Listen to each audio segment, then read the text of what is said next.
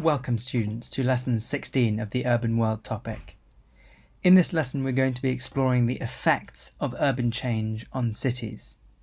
We will focus on Bristol and we're going to look at why a younger, richer population affects a city. Please write the date, title and learning objective and have a pen and paper ready to learn. Time to review prior learning. Write 1 to 10, answer the questions from memory and then mark your answers. Game time. Number 1. The largest migrant group in Bristol is from Poland. 2. One economic benefit of ethnic diversification is the sharing of cultural traditions, such as through St Paul's Carnival in Bristol. 3. If migrants struggle to integrate with the local society, there is a risk of social tension, caused by language barriers and even racism. 4. Urbanisation is the increasing percent of people living in urban areas. 5. The movement of people from countryside to city is called rural to urban migration. 6. In Rio, most people in favelas work in the informal economy, which lacks government job protection and is often low paid. 7. If the width of the bars in the middle of a population pyramid are widening, that means the death rate is falling. 8. A country with a population pyramid that is wider above the age of 40 than below is most likely in stage 5 of the DTM. 9. What does DTM stand for? It stands for the Demographic Transition Model, which means the change in the type, specifically the age of people in a country, and amount of people in a country. And 10. What stage of the DTM is a NEE like Brazil in? Stage 3. Give yourselves a mark out of 10. If you got 8 or more, fantastic, you've really understood these ideas. Any questions that you lost marks on, come back to this in a week's time, test yourself, and see if you got them right that time. In order to remember these facts, you need to practice them repeatedly by trying to memorize them like this. To introduce this lesson, I'm going to show you a photo, and I'm going to show you some questions. Use the photo in your own understanding to answer the questions. Go for it. Here are the photos. Here are the questions. So what has happened to Bristol's port? Well, you should have said that Bristol's docks, where trade goods were unloaded and loaded in the past, has closed down and been replaced by another sector, by tourism and retail, by the tertiary sector. 2. How has Bristol's economy changed in the last 100 years? Well, you should have said its economy has changed from a mostly manufacturing secondary economy and one based on international trade to a tertiary and quaternary economy, often described as a post-industrial economy. 3. What has happened to the average age and education in Bristol? Well, you may have said that the average age and education have changed. The age has gone down and education on average has increased in Bristol. And if you're more advanced, you might have said this is largely because of migration to Bristol and investment in the tertiary sector, which has attracted young, educated people. 4. How might population change explain the new use of Bristol's harbour? Well, if you think about a music festival like this, the Harbourside Festival, think about the kinds of people that go there. These are young, mostly educated people who have enough money to be able to afford tickets to a festival. If the percent of these kinds of people in a city increases, then there will be more such events. And there will be less need for this kind of economic activity, since people will not have jobs in that sector. Okay, the big question of today. What have been the social opportunities, so the good things for people, that have come from urban change in Bristol? Let's go.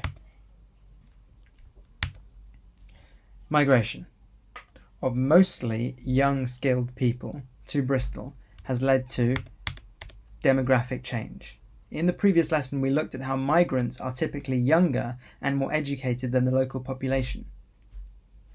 This changing demography of Bristol's population, as well as population growth, changes what the people want in the city. This is called social demand, what people want. To give you an example, I studied at university in London, and when I went there, my interests and my activities were based around certain things, such as entertainment at night or in the day, such as sports teams, such as being part of university clubs, such as going to the library and the cinema. These social demands that I had when I was in university in London were shared by the thousands of other students that learned their different degrees in London. And when I left university and started a job in London, those interests continued. So, demographic change leads to a changing social demand. Less demand for jobs in the secondary and primary sector, and much more demand for services in the tertiary sector, such as shopping centres and entertainment and sports. My university, King's College London, had a hockey club that I played in weekly. This kind of club existed because there were many people like me who studied and were young and educated in the City of London. Without us, such clubs would not exist because there wouldn't be people to play in them. In Bristol, this exact process is happening. Demographic change, a younger, more educated population, is leading to a change in social demand. In London, for me, it was the rise of the King's College London Hockey Club, among others, but in Bristol, it's these three things that I'm going to show you now. Retail has exploded in Bristol. Shopping centres, large buildings with hundreds of different shops in, have spread all across the city.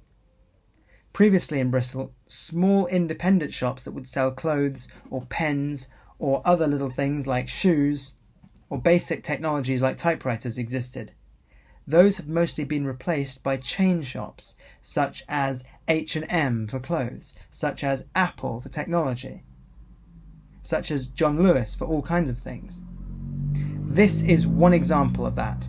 This is called the Cabot Circus Shopping Centre, and it is built on the site of a former warehouse where goods were stored after being traded internationally. It cost £500 million to be constructed, and it has more than 100 different shops inside. It has a footfall of more than a few million people every month, so footfall means the number of people that visit. And it is a very important social opportunity for Bristol because many thousands of young educated people visit every day and go to its different shops. So this shopping centre, the retail sector, is an example of a social opportunity created by the rising demand for such activities. But it's not only shopping that young people want. They also want entertainment. While shopping may be a form of entertainment for some people, so-called retail therapy, equally important is cultural entertainment. In Bristol, the main harbour, called the Harbourside, has been replaced by a hub of tourist and social activity. Every year in Bristol, one of the largest music festivals in the world happens. It's called the Harbourside Festival here. More than 400,000 people attend every year and listen to some of the most famous bands and musicians. George Ezra was there a few years ago. The Harbourside Festival exists and is successful because there is an increasing number of young, educated people living in the city who want such entertainment. When the population was less educated, largely based on coal miners and dock workers, such entertainment was not demanded because people couldn't afford it or were of the wrong age group. Similar to the Harbourside Music Festival is the Arnolfini Cultural Centre in Harbourside as well, just across the river. This has all the art and literature, so books, from around the world, and it reflects the different ethnic groups that are in Bristol. So there's Caribbean art, there's Indian art, there's Southern African art in the Arnolfini Cultural Centre.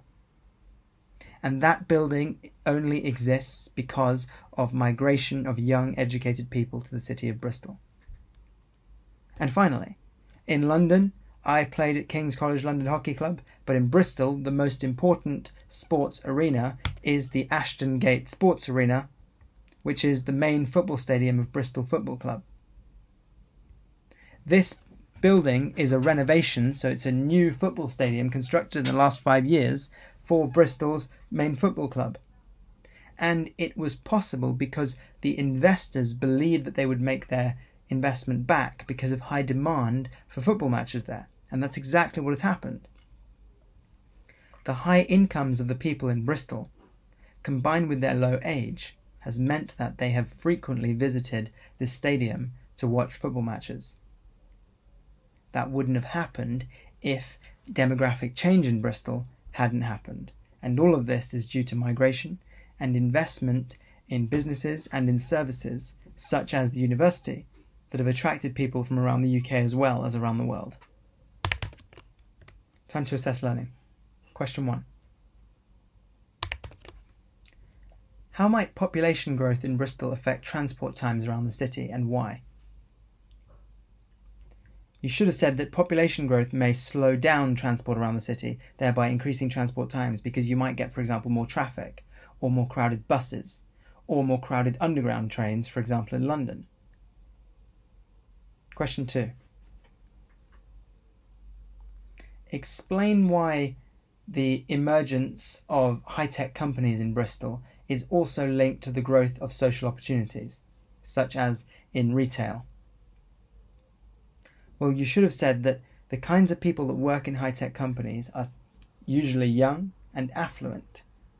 They are educated, and similar to myself as a student and employee in London, they want social opportunities. They want to go shopping, they want entertainment, and they want to be active, to be involved in sports.